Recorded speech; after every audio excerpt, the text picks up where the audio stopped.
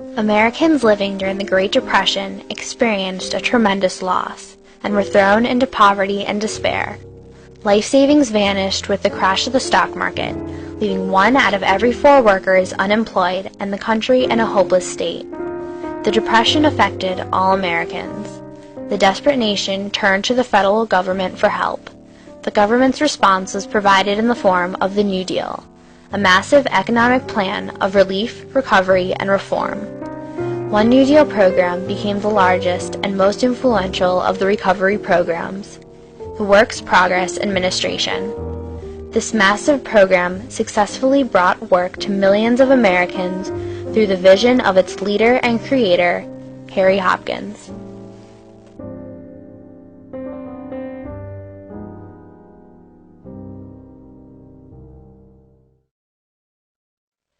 Harry Hopkins was born in Iowa in 1890 as the son of a harness maker and traveling salesman. As a youth, Hopkins was influenced by the rags to riches mindset of the social gospel.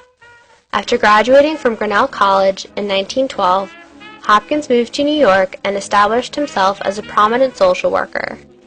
Hopkins was not motivated by financial gain or conquest of political superiority, but rather the good that he could do for those in need. After the stock market crash of 1929, Harry Hopkins became the executive director for the Temporary Emergency Relief Administration for the state of New York, where he developed a vision for relief he shared with the governor at the time, Franklin Roosevelt. After the election of President Roosevelt in 1932, Hopkins was selected to head 2 of the programs in the first wave of the New Deal, the Federal Emergency Relief Administration, which distributed financial aid, and later, the Civil Works Administration, which provided temporary jobs to the unemployed and served as a precursor to the WPA. Despite the success of the legislation passed in the first 100 days of the New Deal, America was still suffering. One of the most critical issues was the skyrocketing unemployment rate. With Hopkins' influence in Washington expanding, the nation was ready for a new wave of programs, and Hopkins was in a position in which he could present his ideas and establish programs of his own. He advocated an approach that differed from traditional relief. He believed that simply handing out money was degrading. Instead, he promoted the approach in which the federal government would supply jobs to the unemployed. After the sweeping victory of the Democrats in the midterm election of 1934, Harry Hopkins was provided an opportunity to present a plan of massive public works to Roosevelt. FDR made the political decision to go ahead with Hopkins' program, so on January 4, 1935, the new plan was presented to the nation. The Works Progress Administration, or WPA, was established by the Emergency Relief Appropriation Act of 1935 and Roosevelt's executive order. Harry Hopkins was appointed head of the newly created Works Progress Administration, which aimed to provide jobs for the unemployed. This massive system created a centralized and direct federal works program. WPA workers were paid directly from the United States Treasury. Projects were also administered locally to suit the needs of the community while providing employment across the nation. The new approach of the Works Progress Administration fully reflected the views of Harry Hopkins. Hopkins argued eloquently that a works program was best for the American people.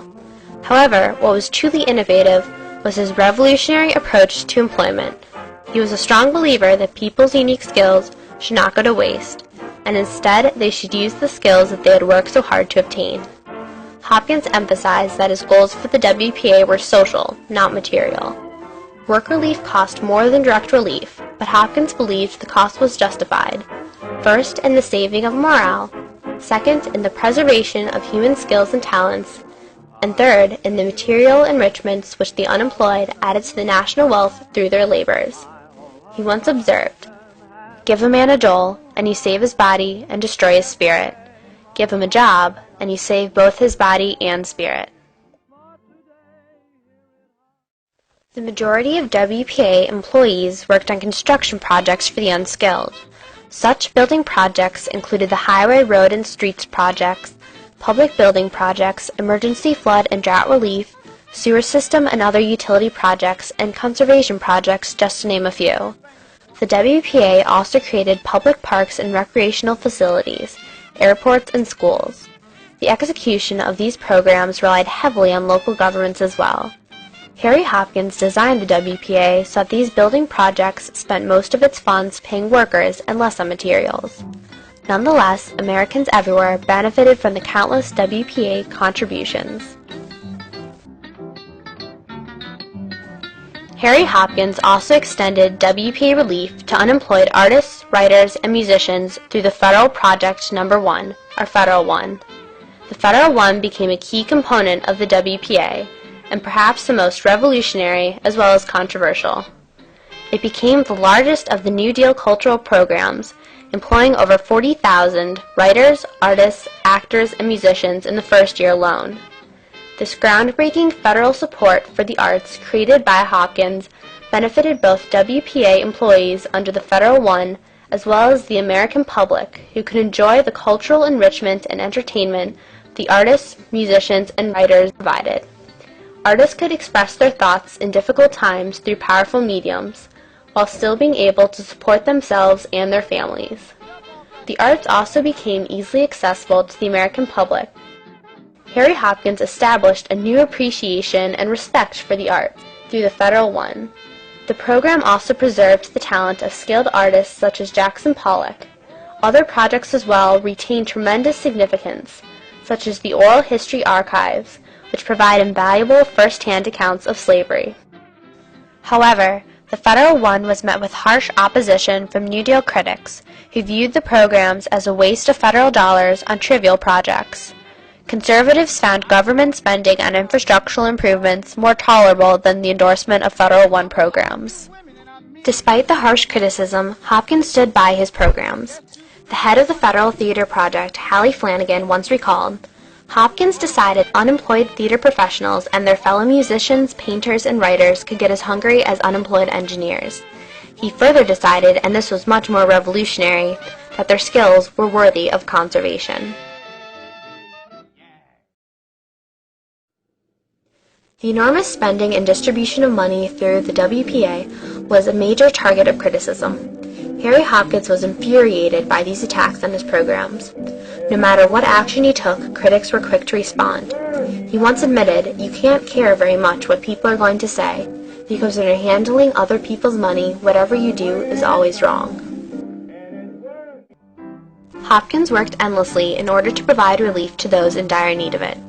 He allied himself with powerful politicians in support of his work, especially his trusted friend whom he was most loyal, FDR. Harry Hopkins had successfully established and maintained his massive works program. As the U.S. entered World War II, war production activities accelerated and the industries began to absorb the unemployed. With the wide availability of factory jobs, the WPA was no longer needed.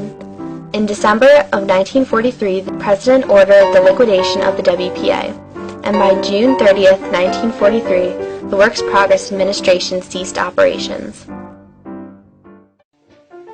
Within the 8 years of operations, the Works Progress Administration employed a total of 8.5 million workers on about 1.4 million projects, spending $11 billion. The building projects constructed, murals painted, schools built, books written, and bridges made remain as reminders of the immense impact the WPA had on America. To this day, almost every community contains a product of the WPA. In addition to the incredible material gain and employment, the WPA had great social achievements as well. Despite the enormous spending, a price cannot be put on the lives changed and saved by the employment through the WPA.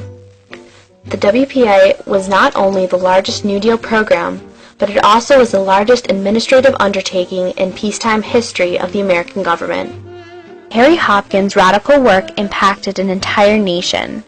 Harry Hopkins committed his life to helping those in need, while displaying tremendous creative political leadership and determination, which sustained the nation through one of the most difficult times in American history.